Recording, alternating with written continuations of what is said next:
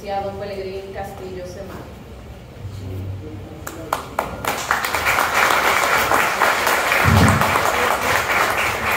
Me tengo que reír porque Manuel me dice, tiene fama de hablar largo. Buenas noches. Yo quiero saludar al presidente del Instituto Bastiano, Wilson Gómez,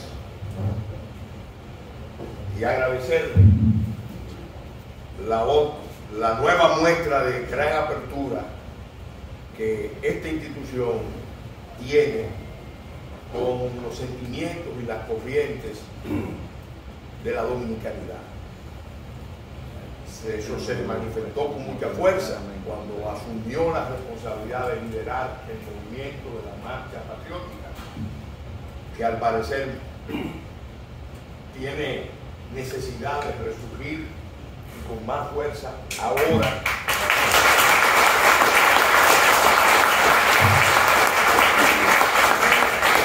Y también con numerosos eventos de esta naturaleza.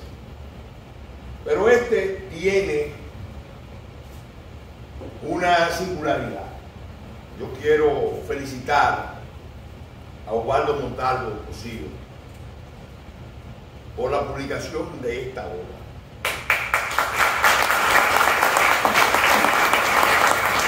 Esta obra era necesaria, era justa y nadie dude, muy oportuna, porque está escrita en un estilo abierto, directo, sencillo, usa también un tono entre didáctico, irónico, crítico, pero al mismo tiempo entretenido. Y eso es importante para que tenga mayor difusión. Esta obra tiene la virtud de que nos ayuda a tener una visión integral del fenómeno, del reto, del desafío existencial que tiene la nación dominicana. Yo tengo una primera objeción.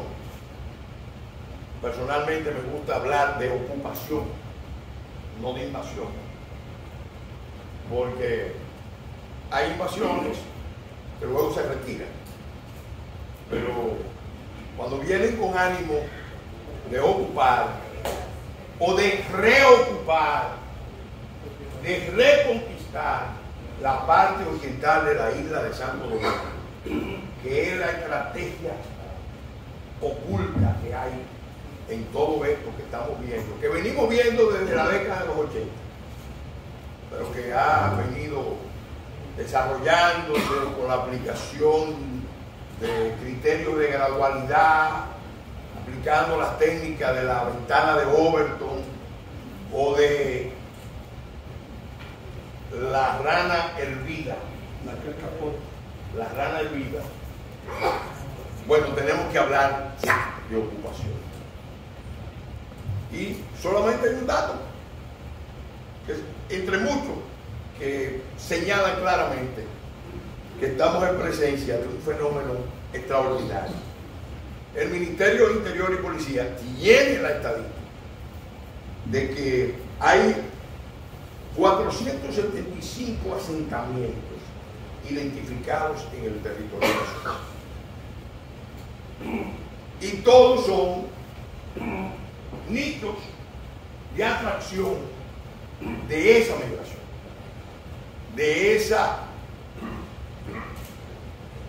avalancha, de ese éxodo masivo que responde a una recomendación que desde 1949 las Naciones Unidas, que hoy quiere que no deportemos, ese es el paso previo pesada de pedir que abramos la frontera oficialmente para crear campamentos de refugiados. Ya desde esa época Naciones Unidas estaba recomendando el traslado masivo sin retorno de la población haitiana hacia otras zonas del Caribe menos pobladas. No designaba un país específico, pero no hay que ser muy imaginativo para saber que estaban pensando en la parte oriental de la isla.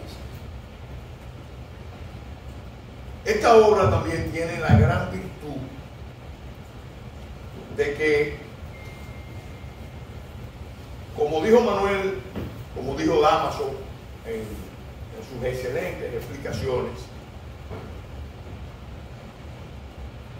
ayuda a desmontar, a cuestionar, a develar la trama del lenguaje engañoso, del lenguaje políticamente correcto, del lenguaje evasivo que no quiere designar las realidades con el nombre que corresponde. Por ejemplo, se destaca mucho cuando hay cualquier escenario, foro económico, que Haití es nuestro segundo socio comercial. Y dan unas estadísticas. La verdad es que el lastre más pesado que tiene el desarrollo de la República Dominicana es esa relación con Haití. Y esa es precisamente el leitmotiv que mueve a muchos a manejar esos discursos de que Haití es la víctima y nosotros somos los victimarios. Entonces, ese discurso de la solidaridad florece fácilmente. Pero lo que hemos podido comprobar, lo que estamos investigando, ese contexto de la ayuda a los haitianos aquí, en el fondo se trata del negocio humanitario, la explotación de la miseria de Haití por las redes de organizaciones no gubernamentales, por la fuerza de organismos internacionales donde hay unas burocracias y donde hay burocracia y corrupción. Y eso no es exclusivo de los estados. En los organismos internacionales también aparece. Y aquí en la isla de Santo Domingo, como se vio en Haití,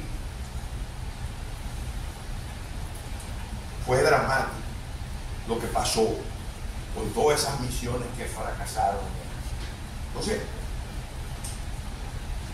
no podemos seguir hablando de la solidaridad cuando sabemos que detrás del traslado de las parturientas a los hospitales dominicanos, además de un mecanismo perverso de discriminar a los dominicanos y sobre todo a las dominicanas, a las dominicanas, a las madres dominicanas, muchas hacen sacrificios para ir a las clínicas privadas porque ya no quieren ir a la red pública.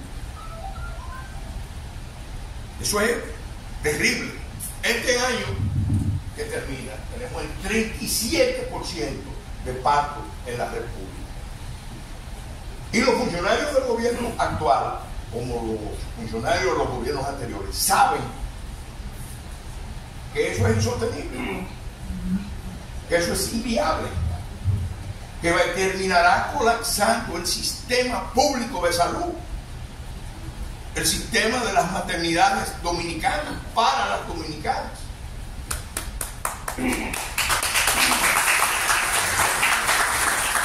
Entonces, fíjense, esta obra también nos muestra ese balance general negativo que tenemos en la relación con Haití. ¿Cómo? Bueno, por el factor de atraso que supone concentrar las energías productivas dominicanas en el dominio del mercado de los mangos bajitos, que es Haití. Nosotros pudiéramos ser un país y tenemos todas las condiciones para ser un país con una vocación exportadora tremenda, pero se nos quiere asignar la tarea y se nos dice que ese es el gran premio, la gran conquista: dominar el mercado de la vida. Entonces, obviamente, ese es un factor de atraso. Segundo, ese mecanismo, como explica Osvaldo, por el efecto de émbolo que tiene la economía extractiva de renta en nuestro país, ese mecanismo tiene un efecto perverso, reforzando el equilibrio, lo que John Kenneth Galbraith llamaba el equilibrio de la pobreza. Nunca vamos, y lo dice el informe del Banco Mundial, República Dominicana puede olvidarse de hacer un esfuerzo de lucha contra la pobreza real,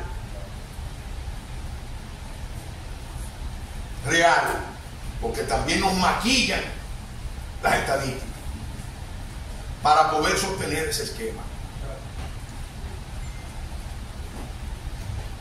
República Dominicana puede olvidarse de ese esquema mientras exista un trasiego, un traslado de población que viene del país más despauperado del hemisferio. Y sobre todo que empuja a la población dominicana al exterior, porque las deformaciones de la economía que tenemos, de capitalismo salvaje, para llamarlo amablemente, te expulsa su mejor recurso al exterior,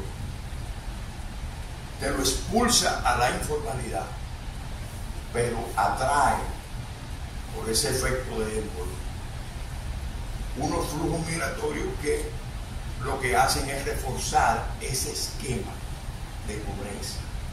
De pobreza, yo diría, no material, porque en muchos sentidos hemos avanzado, sino actitudinal.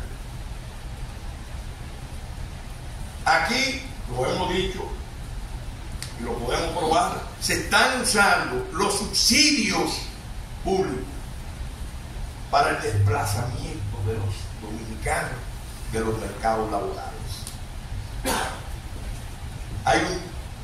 Entre exenciones y subsidios hay una manipulación, eso se puede cuantificar, para desplazar a los dominicanos a los mercados laborales. El libro también es importante porque nos hace fácil comprender los costos ocultos que representa esa presencia de la ocupación haitiana, de la invasión haitiana, en la gestión de los bienes públicos y de los servicios públicos. Eso es algo que con investigaciones focalizadas, y ese es un trabajo pendiente, Osvaldo, de econometría que hay que hacer. Hay algunos trabajos interesantes ya de INTEC sobre este tema, pero hay que hacer esos trabajos para poder evidenciar que esas cargas ocultas son insoportables. Claro, eso tiene unas implicaciones en la convivencia insular, porque en la isla hay una singularidad, dos naciones emblemáticas, una con un estado fallido, colapsado, y lo peor de todo, desahuciado, abandonado, descartado por una comunidad internacional cínica. Bravo. Hipócrita, perversa. Pero eso nos lleva al otro escenario, y voy concluyendo, que es el escenario de la conflictividad en nuestro territorio. Ya en Haití van camino de la guerra civil de baja intensidad a la guerra civil de alta intensidad, y aquí el proceso también va caminando hacia un escenario de balcanización del territorio nacional, porque con 475 asentamientos a nadie le debe sorprender que entre el 20 y el 25% de los hechos sangrientos que se cometen en República Dominicana involucran un nacional haitiano como víctima o como víctima. Claro, eso dentro de la conspiración de silencio que hay, que vamos a llamarlo como eso se encubre porque hay que proteger el clima de inversión y porque hay que proteger el turismo. Hay muchas cosas que están pasando que no se dicen o que no se evidencian en toda su crudeza, precisamente porque estamos amarrados a un esquema que quiere el silencio, que quiere que la mayoría del pueblo no conozca lo que está pasando. Claro, todo eso tiene al final un objetivo, que nadie tenga duda. Ese plan que empezó a mediados de los 80, que ha ido caminando con los nudos que no han tirado en diferentes momentos, nudos, amarres económicos, que es una vertiente que hay que profundizar, porque se ha usado contra la República Dominicana en diferentes etapas una serie de recursos duros y blandos de poder para provocar la imposición de ese esquema. Ahora ellos saben que han avanzado mucho y saben lo que están en esa conspiración, que yo lo he señalado, fundamentalmente la diáspora haitiana en Estados Unidos y en Canadá, el caucus afroamericano y sectores radicales del Partido Demócrata, que son los que han movido eso a lo largo de los años, y hay evidencia sobrada y pruebas sobradas, que no es el momento de analizar. Ellos saben que el país está despertando. El manifiesto del 6 de agosto fue un aldabonazo a la conciencia del pueblo dominicano. Empezó a poner al pueblo dominicano en actitud de unirse, de reclamar unidad a todos los actores y de movilizarse para defenderse, para preservarse, para cuidar y afirmar sus derechos inalienables como nación. Y por eso están acelerando los planes de intervención internacional. Lo quieren hacer allá en Haití, ya tienen el mandato, pero como hay una estrategia perversa, nos quieren envolver para repetir o replicar la historia con sus variantes de 1915 y de 1916. Asunción. Entonces, en esto nadie puede cumplir.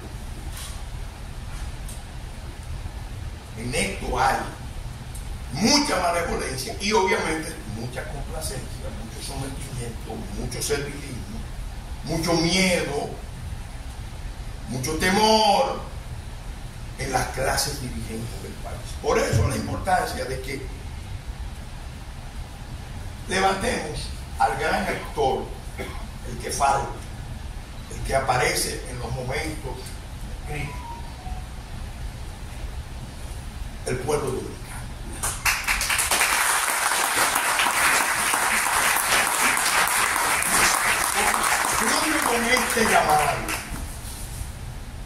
Con este llamado, yo sé que el escenario es para analizar la obra, pero el otro escenario, el más importante, nos obliga a reiterar aquí un llamado que hemos hecho en muchos ambientes. En la tertulia, en casa del embajador Blandino, hay muchos otros foros donde se está analizando todo esto.